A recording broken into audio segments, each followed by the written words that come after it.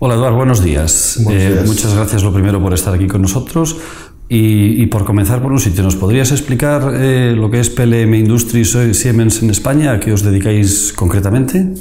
Bueno, yo represento a una división de Siemens que está dentro del grupo de industria. Es que Siemens tiene 4 grandes grupos: el grupo de industria, el grupo de Smart Cities, el grupo de Healthcare y el grupo de energía. Pues dentro del grupo de industria, Siemens PLM es la división que crea, vende e implanta todos los softwares de gestión de datos de producto y de sistemas de producción para empresas de cualquier ámbito, empresas de aeronáutica, empresas de automoción, maquinaria, energía, de cualquier ámbito industrial. El uso del software en la industria no es nuevo y se viene usando desde hace muchos años y además seguramente ha ido mejorando. ¿Qué hay realmente en esta industria 4.0 que hace que sea nuevo? Lo que es nuevo, como dices tú, no es el uso de software, sobre todo en algunos sectores industriales que ya se lleva usando desde hace muchos años, sino es la aglutinación de todo lo que es software con sistemas de comunicación, sistemas de gestión de datos, sistemas de movilidad y sobre todo todos estos sistemas aplicados a la industria, aplicados a procesos industriales y aplicados al producto, no solo creando productos más tecnológicos, sino creando sistemas de fabricar más diferentes, sistemas mucho más adaptables a las realidades que estamos viviendo al día de hoy. Industria 4.0 es un término que se acuñó en Alemania. Exactamente. Que en otros países se denomina de otra manera, Smart Factories, industria inteligente. ¿Cuáles son las tecnologías que ya se están implantando, que ya son una realidad en muchas industrias? ¿Cuáles son las que todavía están en proceso y que a lo mejor hay plantas de demostración, pero todavía no es una realidad generalizada? Como tú bien dices, un poquito cada país o cada región ha creado sus estándares, ¿no? Tanto como en la industria 4.0 promulgado por Alemania, pero si luego vemos países como China o como India tienen sus propios estándares que más o menos son muy parecidos, ¿no? Pues India tiene el Make in India, China tiene el China 2020, que más o menos hablan sobre las mismas tecnologías. Nosotros vemos que hay 5 tecnologías que son básicas en todo ese tipo de entornos. Empezando las tecnologías cloud, todo lo que es uso de software compartido, uso de aplicaciones compartidas en la cloud. Fabricación digital, lo que son impresoras 3D, o fabricación aditiva, como puede ser, como se habla en entornos industriales. El uso de Big Data, tecnologías de análisis de datos aplicadas en entornos industriales. Luego estamos hablando de Internet de las Cosas, cómo sistemas pueden estar conectados entre ellos. Estas son un poquito las tecnologías que nosotros vemos que están revolucionando o están cambiando la forma de concebir productos y de fabricarlos. ¿Qué va a transformar? ¿Va a transformar más la industria? ¿Va a transformar más el producto que se fabrica? ¿Las dos cosas? Nosotros en nuestra visión, una de las visiones que nosotros promulgamos, nosotros le llamamos Realize Innovation, que básicamente sería hacer factible esta innovación. Y una de las ideas que decimos es que sí que hay empresas que utilizan estas tecnologías para sacar feedback del producto, es decir, para ver cómo este producto se comportará, para ver cómo este producto está operando, para diseñar nuevas opciones dentro de mi producto. Nosotros creemos que el valor real no solo es hacer esto, sino que aplicar estas tecnologías a los procesos productivos, modificar cómo fabricamos, cómo nuestra empresa está haciendo esos productos, cómo los concibe, para poder sacar valor real de todas esas tecnologías. O sea que va a ser una transformación de todas las fases, desde la concepción y el diseño hasta la fabricación y el servicio postventa. Exactamente. Muchos los productos y ya el mercado ya nos marca esas tendencias nuevas. Si veis, por ejemplo, ejemplos en coches, cada vez son más tecnológicos, cada vez hay más microprocesadores dentro del coche. Uno de los últimos ejemplos que tenemos es un fabricante cliente nuestro de automoción alemán que lo que ha hecho es crear un departamento médico, y no para sus empleados, sino para ver qué aplicaciones se pueden hacer médicas dentro de un coche. Por ejemplo, uno de los ejemplos que me comentaban era tener una persona durante 20 minutos cada mañana a la misma hora cuando va al trabajo o cuando vuelve, es un momento perfecto para hacer diagnósticos, para sacarle la presión arterial, para sacarle la temperatura que tiene y poder enviar todos esos datos a su médico. Porque cuando tú haces un análisis un día, depende de lo que hayas comido, depende si has subido las escaleras hace 5 minutos, si no. En cambio, si te hacemos unos análisis cada día, a las mismas horas, durante las mismas condiciones, podemos ver si tienes una subida de tensión, tienes una bajada de tensión. La idea, vemos que todas esas tecnologías nos sirven para crear nuevos modelos de negocio, aglutinando sectores que muchas veces no podíamos pensar que estuvieran relacionados entre sí. ¿Hará falta cambiar todo lo que hay en la industria para poder tener datos o habrá también un proceso de sensorización de lo que ya existe? Hay que adaptar productos existentes. Uno de los ejemplos que te explicaba antes en la conferencia que hemos dado es este cliente nuestro, Krone Cranes, que hace grúas para puertos. Ellos tienen un parque de grúas instalado muy importante en el mundo. Y proyectos que tienen internos es cómo adaptar productos existentes a darles sensores y según el entorno en el que estén, claro. Es decir, hay un poco de cada. Diseñar productos nuevos o cómo adaptar productos existentes o procesos existentes para esas nuevas tecnologías. El aprovechamiento de los datos, bueno, pues que en el mundo de las redes sociales, por ejemplo, se hace de una manera concreta, o en el mundo de la banca. En el mundo industrial, ¿el beneficio que se va a obtener es parecido, otro o...? Yo creo que aún estamos en los primeros pasos en el mundo industrial, es decir, no estamos tan lejos como en otros sectores.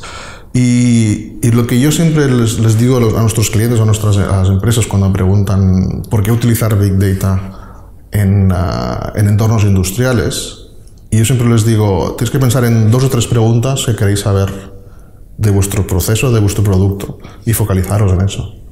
Y, por ejemplo, un cliente nuestro que ya utiliza esa tecnología es Dell, fabricante de ordenadores, utiliza una aplicación nuestra de Big Data para analizar todos los datos de soporte de sus ordenadores. Es decir, tienen millones y millones de terabytes de datos de soporte y cuando tu ordenador envía un error a Dell, ellos tienen que analizar todos estos tipos de datos, desde cuánto se fabricó, qué piezas lleva, cómo se fabricó, qué versiones de software, qué le ha pasado a tu ordenador, en un tiempo récord.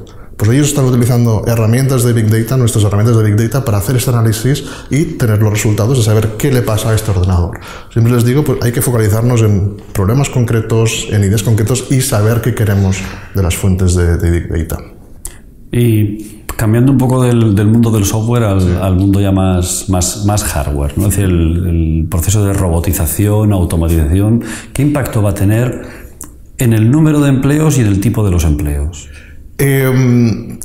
Yo creo que lo que estamos acá, en esta nueva revolución va a cambiar, como hemos hablado muchas veces, los perfiles de las gentes que tenemos en las plantas.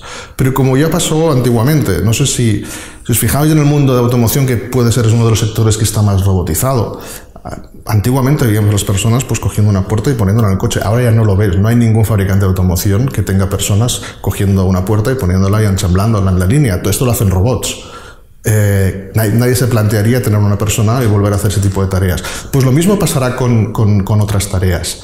Nunca se puede hablar, yo creo que nunca se puede hablar de un 100% de automatización. Siempre hay muchas tareas que se necesita una persona para hacerlas, o en muchos entornos en los que no se da cuenta o no se puede automatizar hasta cierto punto. Otro ejemplo, por ejemplo, es los fabricantes de microprocesadores.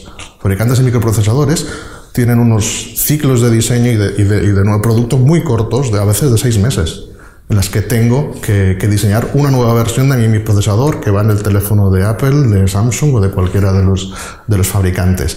Con lo cual, en ese corto lapso de tiempo, no tengo tiempo, a lo mejor no me interesa automatizar completamente mis procesos de fabricación, y hay muchas tareas que aún las siguen realizando personas humanos. Con lo cual, yo creo que sí que vamos tendiendo más a un entorno en personas interactuando con robots en un mismo puesto de trabajo, en una misma planta. Y es básicamente donde estamos trabajando nosotros. O sea, muchas de las tecnologías que hemos desarrollado en los últimos años están en el punto de robots que conocen su entorno, robots que son conscientes de que al lado tienen una persona, de que si la persona de repente mueve lo hace hacia arriba, pues el robot tiene que apartarse, tiene que estar pendiente de su entorno para poder trabajar en un mismo puesto de trabajo, pues robots y humanos de una forma segura, de una forma buena. Otra de las grandes promesas es la personalización del producto fabricado, ¿no? Sí. Es decir, esto Industria 4.0 lo permite hacer. Es una de las bases de la Industria 4.0. Antes en mi conferencia he hablado de las tendencias en el uso y en el consumo de productos. Es lo que queremos nosotros. Queremos un coche hecho para mí, unas zapatillas hechas para mí, y es lo que les estamos pidiendo a nuestras empresas, que sean capaces de fabricarnos ese producto único, diferente, pero luego deben de ser productivas. Con lo cual, Industria 4.0 intentó pues, promulgar las bases para que esa fabricación y cumplir con esa demanda pues era factible desde puntos de vista de rentabilidad y de que las empresas pues puedan fabricar ese tipo de productos cada vez más complejos, cada vez más cambiantes de una forma satisfactoria. ¿Y tenéis ejemplos ya de plantas que son capaces de hacerlo? Sí, bueno, antes de nuestra planta de Amber, nosotros la diseñamos en el 2001, pues básicamente para que sea una planta muy flexible. En esa planta pues generamos construimos todos nuestros equipos de PLCs, de ordenadores de control de planta. Y es una planta, como he dicho antes, no muy grande, es una planta muy pequeña, pero es muy rápida. La gracia es que sea una planta muy rápida y muy flexible, en la que cada uno de los productos elige su ruta dentro de la planta. Cada uno va en un buggy diferente, elige su ruta dependiendo de su proceso de fabricación, de las máquinas con las que tenga que interactuar, con los sistemas de logística con los que tenga que interactuar, a un ritmo muy rápido y con unos estándares de calidad casi perfectos. ¿Creéis que la adopción de todas estas tecnologías y toda esta transformación será muy rápida? Un poco, ¿qué escenario temporal calculáis vosotros? Creo que será mucho más rápida que todas las demás revoluciones que hemos visto a lo largo de la historia. Mucho más rápida. Básicamente porque es la tendencia a la que el mercado, a la que la humanidad pues, nos lleva. A que cada vez los niveles de automatización, las capacidades tecnológicas son mayores, mucho más rápido en el tiempo. Es decir, desde el punto de vista de cálculo, de capacidad de cálculo, de capacidad de por ejemplo, ver vídeos en tiempo real, análisis de fotografías en tiempo real, análisis de comportamientos en tiempo real, que cosas que hace 10 años pues, necesitaban de un tiempo de computación, pues ahora se hacen al momento. Y con lo cual permite muchas más opciones a nuestros ingenieros para poder adaptar todas esas tecnologías a procesos nuevos o a procesos existentes. ¿Y cuáles son las claves que las industrias o las compañías que están teniendo más éxito, es decir, cuáles son los drivers dentro de la propia compañía para tener éxito en esta transformación? Y yo lo que digo muchas veces a nuestros clientes es, entre comillas, que hagan los deberes. Es decir, no es una opción no pensar en este tipo de tecnologías y en este tipo de cambios que van a haber.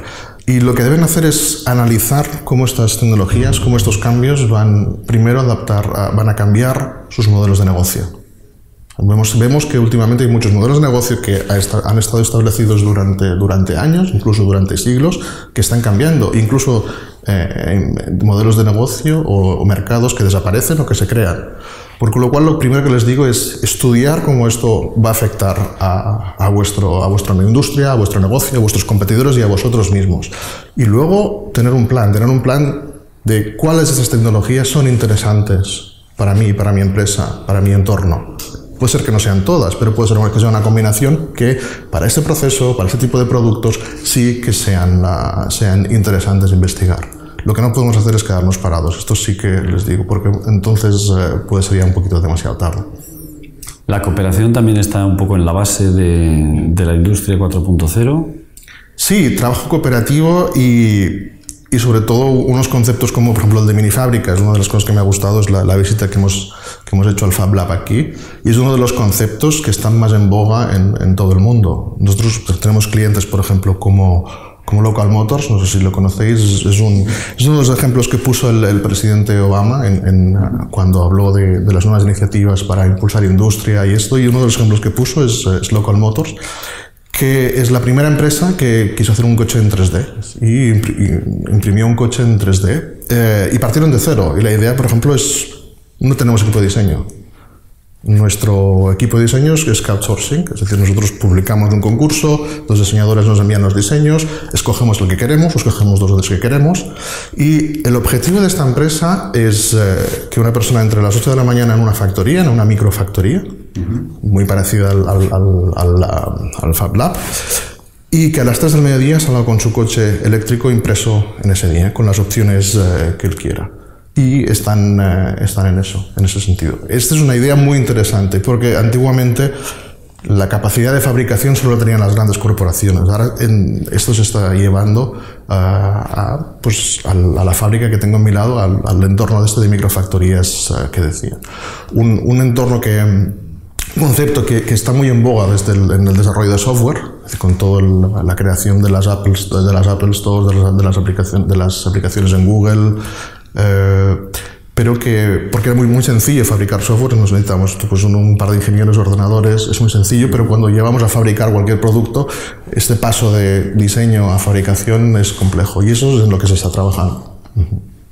Y ya que estamos en una universidad, es decir, las competencias de las personas por un lado, de los que se van a incorporar a esta industria, de los jóvenes, y por otro lado, de los que ya están trabajando y que bueno, van a experimentar esa transformación. Sí, yo creo que una de las grandes misiones que pedimos a la gente que se incorpora al mercado de trabajo es que sean los pioneros de esta renovación. Y sobre todo conjugar, hay muchas empresas que lo hacen y sobre todo se hace mucho aquí en el País Vasco, en clientes en los que he trabajado con ellos, pues conjugar equipos de gente joven, gente recién salida de la universidad, con gente que lleva muchos años de experiencia en el entorno, que conoce el producto, que conoce cómo funciona la empresa por dentro. La idea es que estos grupos de personas ayuden entre ellos y por la experiencia que tengo funciona muy bien. Porque puede ser que la gente que lleva más tiempo trabajando en una empresa pues no está tan acostumbrada a trabajar con estas nuevas tecnologías, pero en cambio conoce perfectamente qué producto, qué estándares de calidad, qué forma, por qué se diseña de esa forma, por qué se fabrica de esa forma en esa empresa. La idea para mí es que la gente que salga de la universidad no deben tener miedo de promulgar estas tecnologías y no deben tener miedo de ser evangelizadores de tecnología, como se llama en muchos casos. Lo que pasa es que, por un lado, la tecnología cada vez es más compleja, es decir, hace falta un mayor grado de especialización, por lo menos para diseñarlo y fabricarlo. Seguramente en su uso es más sencillo, ¿no? Y por otro lado, hace falta una visión de negocio, decir, bueno, de toda esta tecnología, ¿cuál es el beneficio que va a proporcionar? Por supuesto, este criterio creo que es importante. El saber tecnología es importante hasta cierto punto. Yo me acuerdo cuando salí de la universidad, uno de los profesores que nos dijo una frase que pensaba en ella muchas veces. Nos dijo, la tecnología que os enseñamos os durará 2 o 3 años. Yo soy ingeniero de telecomunicaciones y tienes razón. La tecnología que me enseñaron a mí cuando salí de la carrera es obsoleta. Pero la carrera me enseñó a obtener tecnología, a adquirir tecnología. Aquí, a la que salía un estándar nuevo, una versión nueva, una forma nueva, pues no nos daba miedo de poderla adaptar a nuestros estándares de trabajo. Pero uno de los puntos que has dicho que es muy importante es con el criterio de saber si es rentable, si no es rentable, si es interesante en ese momento en la empresa pues adaptar esta tecnología, no tecnificar ni no aplicar tecnología porque sí, sino con un criterio empresarial y con un criterio pues de aportar valor a la empresa por detrás. Y ya una última pregunta, si tuvieras así que resumir en una frase, en un par de frases, ¿qué es la industria 4.0 para Siemens? Para nosotros es una de las visiones que hemos tenido durante muchos años y que hemos puesto en práctica. Una de las grandes características de Siemens es poder analizar el presente, poder analizar el futuro e intentar mejorar procesos de fabricación y procesos que te afectan a las personas, como ya hemos hecho en la historia, pues como os he explicado hoy, con la invención del motor eléctrico y con estos nuevos sistemas de fabricación que estamos usando y que estamos implantando en muchos clientes a lo largo del mundo. Muchas gracias, Eduard. Encantado, muchas gracias a vosotros.